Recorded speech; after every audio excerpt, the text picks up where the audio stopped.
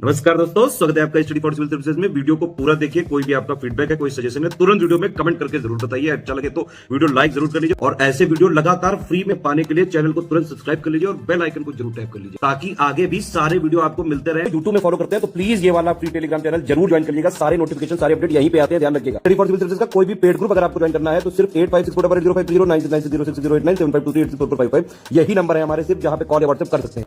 Instagram पे हमारा page जरूर फॉलो कर लीजिएगा, स्टडी फॉर सिविल .सर्विसेज है। ट्विटर पे हमको जरूर फॉलो कर लीजिएगा, @study for civils है। सारे क्वेश्चन अटेम्प्ट करिए और स्कोर अपना तुरंत कमेंट करके बताइए। नमस्कार दोस्तों, आप सभी का स्वागत है स्टडी फॉर एग्जाम्स में। दोस्तों, आज से हम लोग यूपीटीपीएससी जूनियर असिस्टेंट और स्टेनोग्राफर जो वैकेंसी निकाली गई है उसके लिए हम लोग मोस्ट इंपॉर्टेंट क्वेश्चन की प्रैक्टिस करेंगे। और जैसा कि हम लोग जानते हैं कि यूपीटीपीएससी जूनियर असिस्टेंट और स्टेनोग्राफर की जो सिलेबस है उसमें हिंदी, रीजनिंग, जीएस, कंप्यूटर और उत्तर प्रदेश से टोटल मिलाकर जो है 5 सेक्शन पूछे जाएंगे और 5 सेक्शन मिला के आपके 100 प्रश्न आपकी परीक्षा में पूछे जाएंगे। और जो यूपीटीपीएससी जूनियर असिस्टेंट का सिलेबस है वही आपका स्टेनोग्राफर का सिलेबस है, तो इसलिए हम लोग दोनों परीक्षाओं की तैयारी हम लोग एक साथ करेंगे। वीडियो शुरू करने से पहले बताना चाहता हूँ यूपीपीएससी प्रीलिम्स, आरओ बीओ सहित जो है जूनियर असिस्टेंट का भी हमारा पेड ग्रुप चालू है। अगर आप इन पेड ग्रुप जुड़ना चाहते हैं तो ये हमारे दिए गए नंबर है, इस पर कॉल या व्हाट्सएप कर जो है जानकारी प्राप्त कर सकते हैं। तो आइए हम वीडियो शुरू करते हैं। देखते हैं पहला प्रश्न। सूची 1 को सूची 2 से आपको मिलान करना है। एक तरफ शब्द दिया गया, दूसरी तरफ आपके परिभाषी दिए गए हैं। गणेश, आम, इंद्र, गर्दभ, पुरंदर, विनायक, वैशाख नंदन और सहकार। इसके लिए 4 विकल्प दिया गया, आप लोग विकल्प पढ़ लीजिए। गणेश का जो परिभाषी होता है वह विनायक होता है, आम का परिभाषी सहकार होता है, इंद्र का परिभाषी पुरंदर होता है और गर्दभ जो है गर्दभ का परिभाषी वैशाख नंदन होता है। इस प्रकार जो है इसका जो सही आंसर हो जाएगा वो ऑप्शन ए इसका सही आंसर है। विनायक जो है गणेश का परिभाषी है, सहकार आम का परिभाषी है, पुरंदर इंद्र का परिभाषी और वैशाख नंदन आपके गर्दभ का परिभाषी है। तो इसका जो ऑप्शन ए है वो आपका सही है। पानी पानी होना मुहावरे का अर्थ आपको बताना है। परेशान होना, बहुत लज्जित होना, खुश होना या बेचैन होना। पानी पानी होने का मुहावरा का जो अर्थ होता है वो बहुत लज्जित होना होता है। इसका जो ऑप्शन बी है वो आपका सही है। सावधानी में आपको प्रत्यय बताना है, नी, धानी, ई या आनी। जैसा कि हम लोग जानते हैं किसी भी शब्द के अंत में जो है प्रत्यय लगता है, उपसर्ग पहले लगता है और प्रत्यय आपके अंत में लगता है। तो इसमें जो है जो प्रत्यय है वो आपका ई होता है। सावधान शब्द होता है उसमें जो है ई प्रत्यय लगने से सावधानी वर्ड बनता है। इसका जो ऑप्शन सी है वो आपका सही है। एक विद्यार्थी को अपने स्कूल के प्रधानाचार्य को अभिनिवेदन में क्या लिखना चाहिए? आपका भवदेह, आपका आज्ञाकारी शिष्य, आपका सेवक। तो आप लोग भी बहुत सारे ऐसे पत्र लिखे होंगे अपने प्रधानाचार्य को, छुट्टी के लिए या तबीयत खराब होने या कई कारण से जो आप लोग पत्र लिखे होंगे, तो हम लोग लिखते थे आपका आज्ञाकारी शिष्य लिखते हैं। तो इसका जो सही आंसर हो जाएगा आपका ऑप्शन सी। तो विद्यार्थी जो अपने प्रधानाचार्य जो अभिनिवेदन करेगा उसमें अपना आपका आज्ञाकारी शिष्य लिखेगा। इसका जो ऑप्शन सी है वो आपका सही है। यहाँ पे 4 शब्द दिए गए, आपको पहचानना कौन शब्द जो है स्त्रीलिंग है। जवाब, गुलाब, हिसाब या शराब। जवाब, गुलाब और हिसाब जो है ये सभी पुल्लिंग हैं। स्त्रीलिंग जो आपके शराब है, मैंने शराब पी है। शराब जो है आपका स्त्रीलिंग है। इसका जो ऑप्शन डी है आपका सही है। लौट कर आया हुआ के लिए एक शब्द क्या प्रयोग होता है? आगत, विगत, तथागत या प्रत्यागत। लौट कर आया हुआ के लिए जो एक शब्द प्रयोग होता है वो आपका प्रत्यागत होता है। इसका जो ऑप्शन डी है वो आपका सही है। वीरा पाणी में आपको समास बताना है। कर्मधारय, तत्पुरुष, बहुब्रीहि या द्विगु। इसमें बहुब्रीहि समास है। इसका जो ऑप्शन सी है वो आपका सही है। वीणा पाणी, जिसके हाथ में वीणा हो, अर्थात जो है इसका अर्थ एक अन्य आता है, इसीलिए यहाँ पे जो है बहुब्रीहि समास होगा। सरस्वती जी इसका अर्थ होगा और इसीलिए का यह आपका बहुब्रीहि समास यहाँ पर होगा। गोस्वामी विट्ठलनाथ द्वारा अष्टछाप की स्थापना कब हुई थी? 1556, 58, 1560 या 1565 में। वल्लभानाथ और उनके पुत्र विट्ठलनाथ ने जो है अष्टछाप की स्थापना की थी। यह आपका वर्ष था 1565। 1565 में अष्टछाप की स्थापना गोस्वामी विट्ठलनाथ और उनके पिताजी वल्लभाचार्य थे और दोनों के जो है 4 शिष्य थे।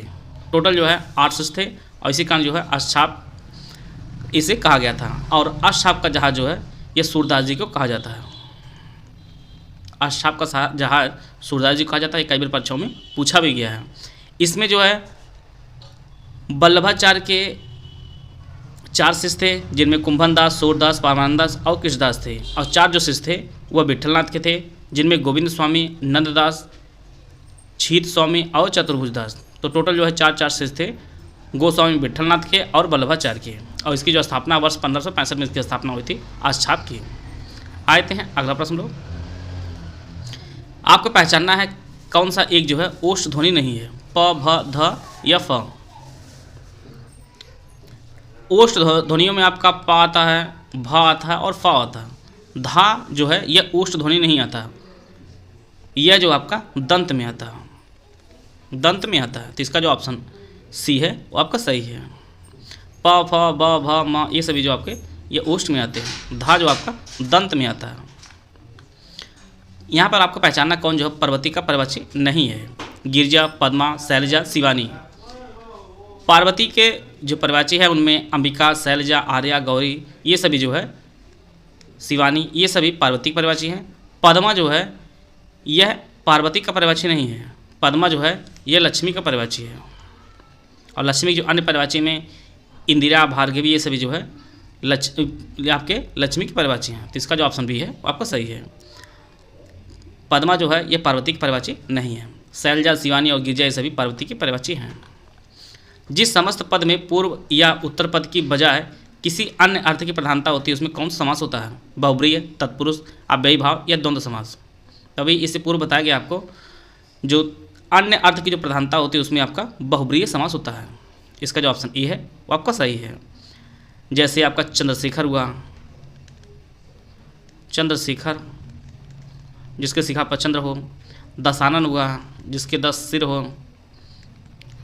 तो ये सभी जो आपके बहुब्रीहि समास के उदाहरण हैं। गुरुवे शब्द का सही संधि विच्छेद आपको बताना है। ऑप्शन आप लोग पढ़ लीजिए। गुरुवे का जो संधि विच्छेद होगा वो गुरुधन ए होगा। इसका जो ऑप्शन ए है, ऑप्शन डी सॉरी, इसका जो ऑप्शन डी है वो आपका सही है। और इसमें जो है आयादी संधि है, आयादी संधि है, गुरुधन ए। यहाँ पर असंगत युग्म की आपको पहचान करनी है विलोम की दृष्टि से। आज्ञा, विज्ञ, अद्यतन, पुरातन, पराजय, विजय, अर्वाचीन, नवीन। आज्ञ का विलोम विज्ञ होता है, अद्यतन का विलोम पुरातन होता है, पराजय का विजय होता है, अर्वाचीन का जो विलोम होता है वह नवीन नहीं होता है। अर्वाचीन का जो अर्थ होता है वह नया होता है। नया का अर्थ, नया का जो विलोम वो नवीन नहीं होगा बल्कि प्राचीन होगा, प्राचीन होगा। तो इसका जो ऑप्शन डी है वो आपका सही है। अर्वाचीन का विलोम प्राचीन होता है। आंतड़ियों में बल पड़ना मुहावरे का अर्थ आपको बताना है। आंतों की बीमारी हो जाना, हंसते हंसते पेट में पीड़ा हो जाना, पेट में आंतों का ना होना, मन में किसी प्रकार की शंका होना। आंतड़ियों में बल पड़ने का जो अर्थ होता है वह हंसते हंसते पेट में पीड़ा होना होता है। इसका जो ऑप्शन बी है वो आपका सही है। महाप्राण व्यंजन आपको पहचानना है। ऑप्शन आप लोग पढ़ लीजिए। जिन व्यंजनों के उच्चारण में अधिक वायु मुख से निकलती है वे महाप्राण होते हैं। इनमें आपका ख, घ, छ, झ, थ, ध, प, फ, भ और ये सभी जो है इसमें शामिल हैं। तो इसमें छ, ख और झ ये सभी इसमें शामिल हैं। इसका जो ऑप्शन डी है वो आपका सही है। यहाँ पे 4 शब्द दिए गए, आपको शुद्ध शब्द की पहचान करनी है। ऑप्शन आप लोग पढ़ लीजिए। इसमें जो शुद्ध स्वरूप है शब्द का, शुद्ध वर्तनी वाला आपका ये उज्ज्वलन है। इसका जो ऑप्शन ए है वो आपका सही है। अभय उभय शब्द युग्म का सही अर्थ आपको पहचानना है। निर्भय दोनों, हवा अग्नि, पढ़ना पढ़ाना दोनों निर्भर। अभय, अभय जिसमें भय ना हो, इसका जो अर्थ होता है वो निर्भय और उभय दोनों होता है। इसका जो ऑप्शन ए है वो आपका सही है। अभय का अर्थ होता है निर्भय और उभय मतलब दोनों होता है। इसका जो ऑप्शन ए है वो आपका सही है। हाय अब मैं क्या करूं, इस वाक्य में विस्मय बोधक शब्द आपको पहचानना है। हाय, अब, मैं या क्या। तो विस्मय बोधक जो शब्द है ये आपका हाय है, इसका चिन्ह भी है। तो इसका जो ऑप्शन ए है वो आपका सही है। अध्यक्ष में आपसे उपसर्ग बताना है, अभि, अधि, अत या अध। उपसर्ग जो है यह शब्द के पहले लगता है और प्रत्यय जो होती है वह शब्द के अंत में लगता है। अध्यक्ष जो है इसमें जो उपसर्ग लगा है वो आपका अधि लगा है। अधि जो है इसमें उपसर्ग लगा है और इसका जो विच्छेद होगा वह अधिधन यच होता है। यच जो है आपका मूल शब्द होता है और अधि जो है आपका यह उपसर्ग है। इसका जो ऑप्शन ए है वो आपका सही है। सदानंद का सही संधि विच्छेद आपको पहचानना है। ऑप्शन आप पढ़ लीजिए। सदानंद का जो संधि विच्छेद होगा वह सत धन आनंद होगा। इसका जो ऑप्शन ए है वो आपका सही है और यह आपका व्यंजन संधि है। व्यंजन संधि है। इसका जो ऑप्शन ए है वो आपका सही है। ज्ञानपीठ पुरस्कार पाने वाले प्रथम हिंदी लेखक कौन थे? वात्स्यायन, महादेव वर्मा, सुमित्रानंद पंत या डॉक्टर रामधारी सिंह दिनकर। ज्ञानपीठ पुरस्कार जो पहला दिया गया था वर्ष 1965 पहला दिया गया था जी शंकर कुरूप जी को और इसमें जो वर्तमान पुरस्कृत राशि दी जाती है वो आपका 21 लाख रुपए पुरस्कृत राशि दी जाती है और यह साहित्य का जो है सबसे बड़ा पुरस्कार होता है। पहला जो हिंदी में ज्ञानपीठ पुरस्कार मिला था वह आपका वर्ष 1968 में सुमित्रानंद पंत जी को मिला था। इनकी एक रचना है चिदम्बरा। चिदम्बरा के लिए इन्हें पुरस्कार दिया गया था। बाकी जितने भी ऑप्शन दिए गए सभी लोग ज्ञानपीठ पुरस्कार पाए हैं लेकिन आगे पीछे पाए हैं। सबसे पहले जो मिला था हिंदी में वो आपका 1968 में चिदम्बरा रचना के लिए सुमित्रानंद पंत जी को मिला था और इनका जन्म आपका उत्तराखंड में हुआ है, अल्मोड़ा में हुआ था। वात्स्यायन जी को मिला था। इनकी एक रचना है कितनी नाव में कितनी बार। ये आप लोग लिखते रहिए, नोट करते रहिए। कितनी नाव में कितनी बार, इस रचना के लिए जो है वात्स्यायन जी को ज्ञानपीठ पुरस्कार मिला था। महादेव वर्मा जी को भी ज्ञानपीठ पुरस्कार मिला है 1982 में। इनकी एक रचना है आपकी यामा। यामा रचना के लिए महादेव वर्मा जी को ज्ञानपीठ पुरस्कार मिला है और रामधारी सिंह दिनकर को भी ज्ञानपीठ पुरस्कार मिला है। इन्हें जो है इनकी एक रचना है उर्वशी जो काफ़ी फेमस है। उर्वशी के लिए दिनकर जी को ज्ञानपीठ पुरस्कार मिला है। चिदम्बरा के लिए सुमित्रानंद पंत को, यामा जो है महादेव वर्मा जी को मिला है और कितनी नाव में कितनी बार के लिए जो है वात्स्यायन जी को मिला है, आगे जी को। जीएस का सेक्शन यहाँ पे लिया गया है। यहाँ पे 4 ऑप्शन दिया गया है। आपको बताना है भारत में विद्युत का सबसे बड़ा स्रोत कौन सा है? पन बिजली यंत्र, नाभिकीय बिजली संयंत्र, ताप विद्युत संयंत्र या पवन ऊर्जा। भारत में जो है विद्युत का जो सबसे बड़ा स्रोत है वह आपका ताप विद्युत संयंत्र है। इसका जो ऑप्शन सी है वो आपका सही है। लगभग 65% ज़्यादा जो है जो बिजली उत्पन्न की जाती है वह भारत में वह ताप विद्युत से उत्पन्न की जाती है। 32% के आसपास पन बिजली की जाती है। इसके बाद 3% आपके नाभिकीय में आती है और इसके बाद जो आपका पवन ऊर्जा आती है। तो सबसे अधिक जो विद्युत ऊर्जा का जो बड़ा स्रोत है आपका वह ताप विद्युत संयंत्र है। इसका जो ऑप्शन सी है वो आपका सही है। यहाँ पर आपको पहचानना कौन जो है कार्बन का अपर रूप नहीं है? ग्रेनाइट, हीरा, ग्रेफाइट या फ्लोरीन। कार्बन के जो काफ़ी फेमस जो अपर रूप हैं आपका हीरा है, ग्रेफाइट और फ्लोरीन है। ग्रेनाइट नहीं होता है। तो इसका जो ऑप्शन ए है वो आपका सही है। यहाँ पे 4 नदियाँ दी गई हैं। आपको पहचानना कौन जो है गंगा की सहायक नदी नहीं है? सोन, महानदी, तीस्ता या शारदा। गंगा की सहायक नदियों में यमुना, रामगंगा, सरयू, सोन, महानदी और शारदा ये सभी जो है गंगा की सहायक नदियां हैं। तीस्ता जो है ये गंगा की सहायक नदी नहीं है। तीस्ता जो है ये गंगा की सहायक नहीं बल्कि यह जो है ब्रह्मपुत्र की सहायक है। ब्रह्मपुत्र की सहायक नदी है। और गंगा नदी की लंबाई जो आपकी वो 2525 किलोमीटर इसकी कुल लंबाई है और ये आपके बंगाल की खाड़ी में जाकर गिरती है। और तीस्ता जो नदी है यह ब्रह्मपुत्र की सहायक है और ये जो है भारत और बांग्लादेश में बहती है नदी आपकी। इसका जो ऑप्शन सी है वो आपका सही है। आपको पहचानना कौन जो है भारत के संविधान में एक मौलिक कर्तव्य नहीं है? राष्ट्रध्वज का सम्मान करना, राष्ट्र की प्रतिरक्षा करना, अपने बच्चों को शिक्षा प्रदान करना, ग्राम एवं कुटीर उद्योग को प्रोत्साहन देना। जैसा कि हम लोग जानते हैं कि हमारे संविधान में जो 42वां संविधान संशोधन हुआ था वर्ष 1976 में और स्वर्ण सिंह समिति की अनुशंसा जो है मौलिक कर्तव्य जोड़े गए थे हमारे संविधान के भाग 4A में और इसे जो है आर्टिकल 51 का में जो है इसे रखा गया है मौलिक कर्तव्य को। और इसमें टोटल जो है वर्तमान में 11 मौलिक कर्तव्य हैं। और 11वां जो मौलिक कर्तव्य जोड़ा गया था वह वर्ष 2002 में 11वां मौलिक कर्तव्य जोड़ा गया था। इसके लिए संविधान में जो है 86वां संविधान संशोधन किया गया था। तो इसमें जो शामिल नहीं वो आपके ग्राम एवं कुटीर उद्योग को प्रोत्साहित करना जो है इसमें शामिल नहीं है। इसका जो ऑप्शन डी है वो आपका सही है। भारत सरकार ने टीबी मुक्त भारत हासिल करने का लक्ष्य कब तक तय किया है? 2025, 2027, 2028 या 2030? तो भारत सरकार ने जो है वर्ष 2025 तक जो है टीबी मुक्त भारत हासिल करने का जो है लक्ष्य निर्धारित किया है। तो इसका जो ऑप्शन ए है वो आपका सही है। टीबी जो है यह माइकोबैक्टीरियम ट्यूबरक्लोसिस नामक जो बैक्टीरिया है उससे होता है। इसका जो ऑप्शन ए है वो आपका सही है। यहाँ पर आपको पहचानना कौन सही सुमेलित नहीं है। हाथी गुम्फा उड़ीसा, एलोरा महाराष्ट्र, बाघ की गुफा मध्य प्रदेश, नागार्जुन पहाड़ी पश्चिम बंगाल।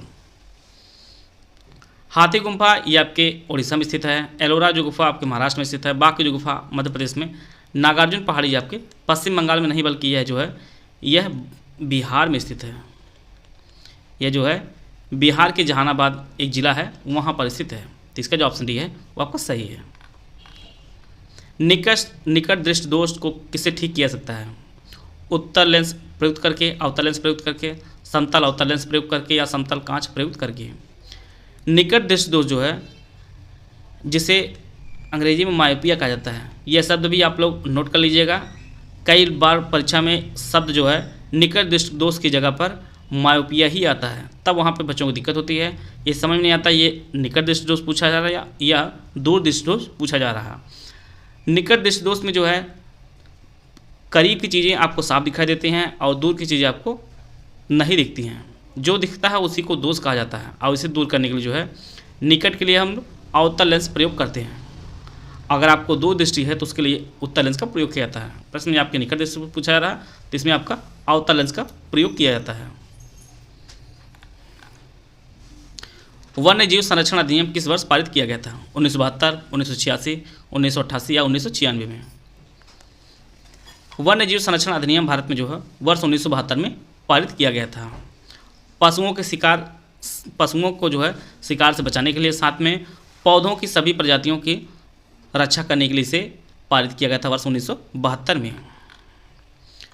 पहला पारिस्थितिक टास्क फोर्स का गठन कब हुआ था? 1982, 1981, 1985 या 1980? पहला पारिस्थितिक टास्क फोर्स का जो गठन किया गया था वर्ष आपका 1982 में इसका गठन किया गया था। इसका जो ऑप्शन ए है वो आपका सही है। रेड फ्लैग भारत और किस देश के बीच एक संयुक्त अभ्यास का नाम है?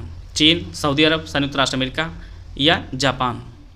तो रेड फ्लैग जो अभ्यास है यह भारत और संयुक्त राष्ट्र अमेरिका के बीच जो है एक अभ्यास का नाम है। इसका जो ऑप्शन सी है वो आपका सही है। गौतम बुद्ध की मृत्यु के बाद बनाए गए स्तूपों के स्थलों में कौन शामिल नहीं है? राजगृह, वैशाली, कुशीनगर या कुंडलवन?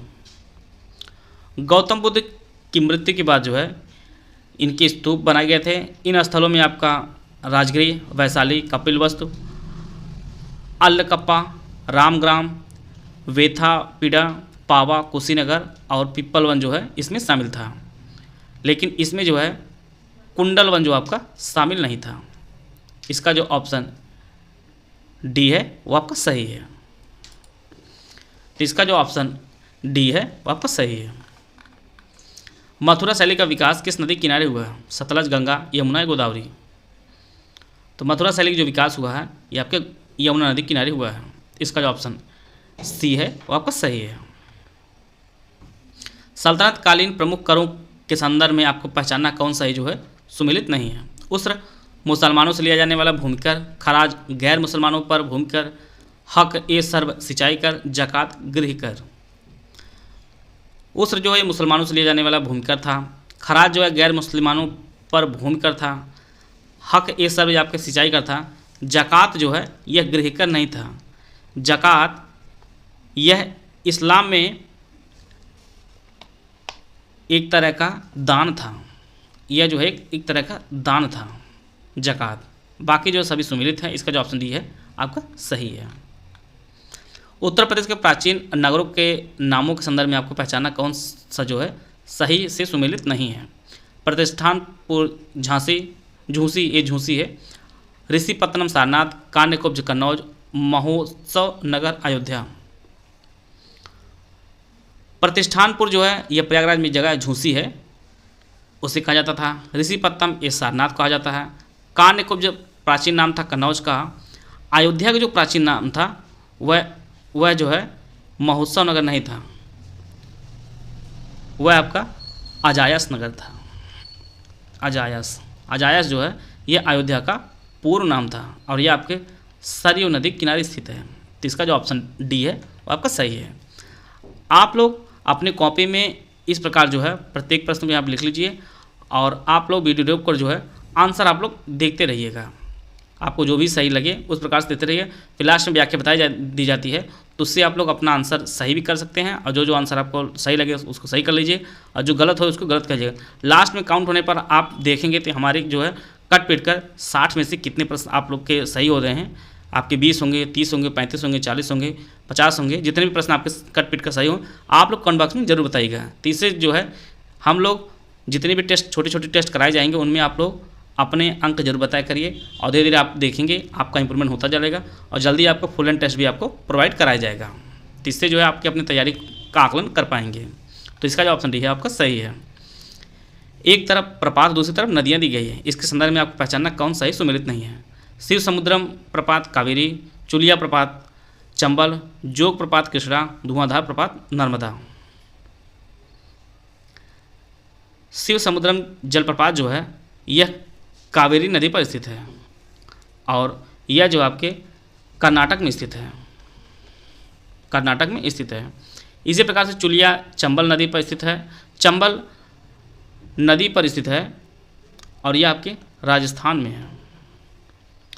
जोग जलप्रपात जो आपका है यह कृष्णा नदी पर नहीं बल्कि यह शरावती नदी पर है और यह जो आपका कर्नाटक में है। धुआंधार प्रपात यह नर्मदा नदी पर है, आपका मध्य प्रदेश में है, मध्य प्रदेश में है। तो इसका जो सही आंसर हो जाएगा वो आपका ऑप्शन सी इसका सही आंसर हो जाएगा। जोग जलप्रपात जो आपके शरावती नदी पर आपके कर्नाटक में स्थित है। भारत का जो है सबसे ऊंचा जो जलप्रपात है वो कुंचिकल जलप्रपात है, कुंचिकल जलप्रपात है और यह भी आपका कर्नाटक में है और यह जो है वाराही नदी है उसी पर जो है यह जलप्रपात बना हुआ है स्थित है। तो इसका जो ऑप्शन सी है वो आपका सही है। देश का पहला यूनिटी मॉल किस शहर में स्थापित किया जाएगा? नोएडा, उज्जैन, हैदराबाद या बेंगलुरु? तो भारत का जो है सबसे पहला यूनिटी मॉल जो स्थापित किया जा रहा है ये आपके उज्जैन में स्थापित किया जा रहा है। मध्य प्रदेश के उज्जैन में भारत का पहला यूनिटी मॉल स्थापित किया जाएगा। भारतीय संविधान सभा में कुल महिलाओं की संख्या कितनी थी? 15, 13, 12 या 10? तो भारतीय संविधान में जो महिलाओं की कुल संख्या थी टोटल आपके 15 महिलाएं जो है हमारे संविधान में शामिल थी। तो इसका जो ऑप्शन ए है वो आपका सही है। महिला फीफा विश्व कप 2023 की मेजबानी किस देश ने की? ऑस्ट्रेलिया, न्यूजीलैंड, उपरोक्त दोनों या जापान?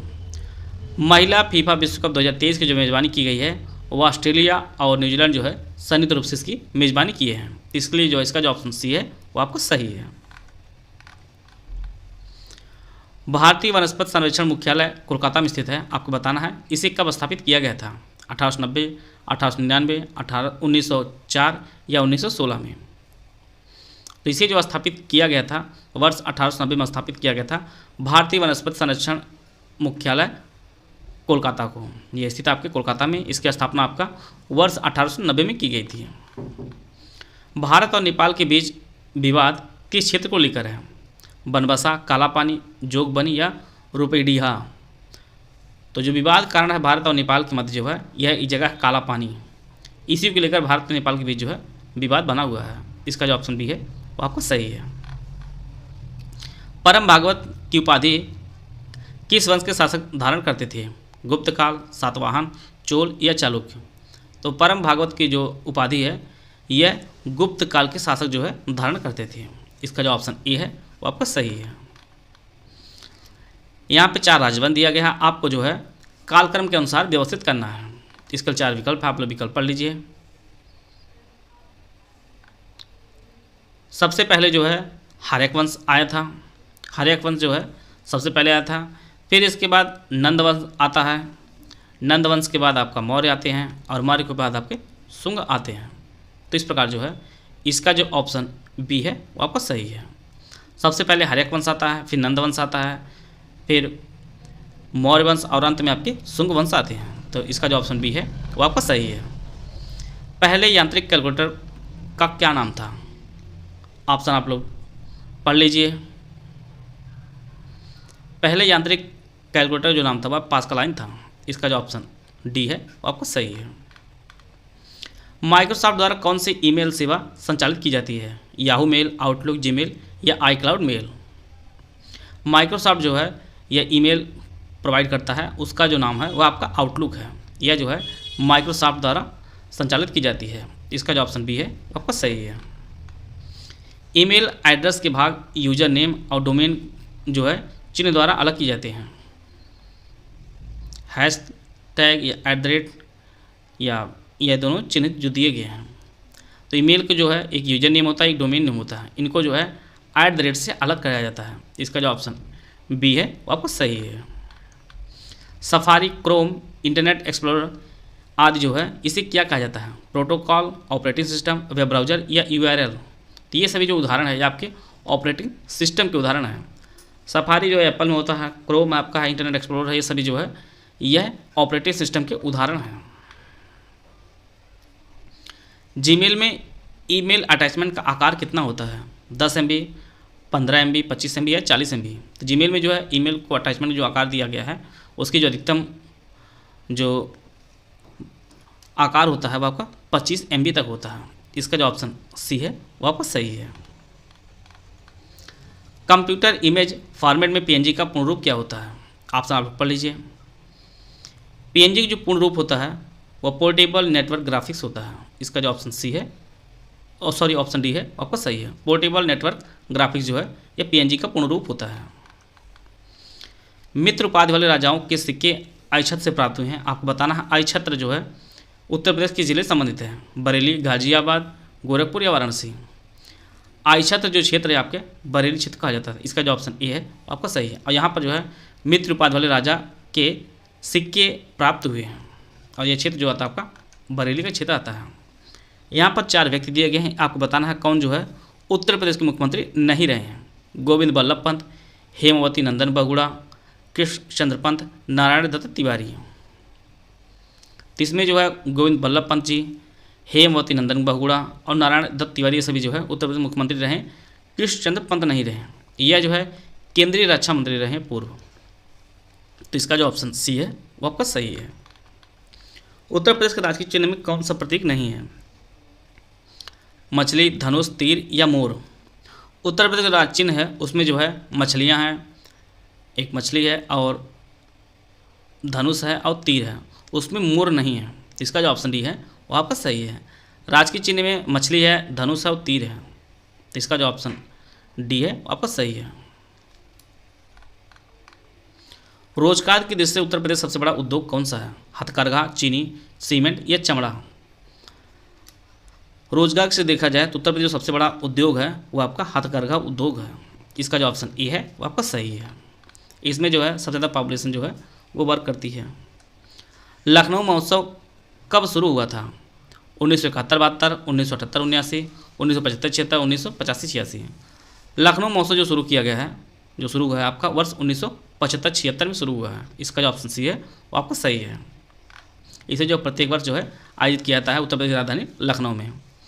लाल मिट्टी कहाँ पाई जाती है उत्तर प्रदेश में? आगरा और मथुरा, एटा और मैनपुरी, मिर्ज़ापुर और झांसी या सीतापुरी और बाराबंकी? तो लाल मिट्टी जो पाई जाती है आपके मिर्ज़ापुर और झांसी में लाल मिट्टी पाई जाती है उत्तर प्रदेश की। तो इसका जो ऑप्शन सी है वो आपका सही है। और यह जो है लौह यौगिक के कारण जो है इसका लाल रंग होता है आपके। प्रयागराज किले पर अंग्रेजों ने जो है अपना अधिकार कब स्थापित किया था? 1790, 1792, 1797 या 1799 में? प्रयागराज किले पर जो है अंग्रेजों ने अपना जो है अधिकार स्थापित किया था वह वर्ष 1997 में जो है अंग्रेजों ने प्रयागराज किले पर अधिकार किया था। तो इसका जो ऑप्शन सी है वो आपका सही है। 23 जनवरी से लेकर 18 फरवरी 2024 तक बुंदेलखंड गौरव महोत्सव कितने जिलों में आयोजित किया गया है? 3, 5, 6 या 7? इसका आयोजन टोटल जो है 7 जिलों में किया गया है। बुंदेलखंड गौरव महोत्सव का आयोजन 23 जनवरी से लेकर 18 फरवरी 2024 तक इसका आयोजन किया गया है 7 जिलों में। और ये ज़िले आपके झांसी, ललितपुर, जालौन, हमीरपुर, महोबा, चित्रकूट, बांदा, ये सभी आपके ज़िले हैं। टोटल जो है 7 जिलों में इसका आयोजन किया गया है। हाल ही में पीएम नरेंद्र मोदी ने उत्तर प्रदेश के किस जिले में कल्की धाम मंदिर का शिलान्यास किया है? लखनऊ, झांसी, कानपुर या संभल? तो पीएम मोदी ने जो है उत्तर प्रदेश के संभल जिले में कल्की धाम मंदिर का जो है शिलान्यास किया है। तो इसका जो ऑप्शन डी है वो आपका सही है। इसका जो शिलान्यास है वह 19 फरवरी 2024 को पीएम मोदी ने किया है संभल में। 3, 8, 5, 7, 8, 5, 12 ये एक श्रृंखला दी गई है। आपको बताना अगली संख्या कौन सी आएगी। तो आप लोग देख पा रहे होंगे यहाँ पर 1 घट रहा है, फिर 2 घट रहा है, अगले कितना घटेगा? यहाँ 1 घट रहा है, यहाँ 2 घट रहा है, यहाँ पर आपका 3 घटेगा। तो 5 में 3 जाएगा तो आपका 2 आ जाएगा। इसी प्रकार देखिए 3, 2, 5, 3, 8, 8, 4, 12। अगर अगला और पूछता तो यहाँ पर जो है यहाँ 2 बढ़ रहा है, यहाँ 3 बढ़ रहा है, यहाँ पर 4, अगला आपका 5 बढ़ता, तो यहाँ पर आपका 17 हो जाता है। यहाँ पर पहला का यहाँ पूछा रहा तो यहाँ आपका 2 हो जाएगा। अगर 2 संख्या पूछता तो इस प्रकार जो है आता है। तो इसका जो ऑप्शन ए है वो आपका सही है। दिल्ली का कोड HIPLN है, आपको बताना है QEHVEW जो है किसका कोड है? मुंबई, मद्रास, नागपुर या जयपुर का? तो आप लोग देख पा रहे होंगे दिल्ली मतलब 4, 5, 12 GH, ये आपका 8 हो जाएगा या 9 हो जाएगा। इसी प्रकार से 8, 9, 16, 12 और 13 कोड है। आप लोग देख पा रहे होंगे सब में जो है 4 की वृद्धि हुई है। तो यहाँ पर जो है पूछ रहा है कि यह कोड किसका है, तो अर्थात इसमें जो है 4 के सभी घट जाएंगे। तो Q का आपका 17 होता है, E का 5 होता है, H आपका 8 होता है। तो आप लोग घटाएंगे इसमें 4 तो आपका 13 हो जाएगा, 1 हो जाएगा और आपका 4 बच जाएगा। 13 आपका यम है, एक का आपका ए होता है और 4 आपका डी होता है। यम ए डी आपको पता चल गया और यम ए डी आपका मद्रास दिया गया ऑप्शन बी में। तो इस प्रकार जो है आप लोग परीक्षा में इस प्रकार से पूरा सॉल्व करने की ज़रूरत नहीं है। आप लोग जैसे आंसर दिखना शुरू हुआ आप आंसर टिक कर दीजिएगा। आशा आप सभी को बहुत कुछ जानने को मिला होगा। आप लोग कमेंट बॉक्स में जितना आपके आंसर सही हो रहे हैं कट पिट का आप लोग कमेंट बॉक्स में जरूर बताइएगा। मिलते हैं नेक्स्ट वीडियो में, तब तक जय हिंद, जय भारत।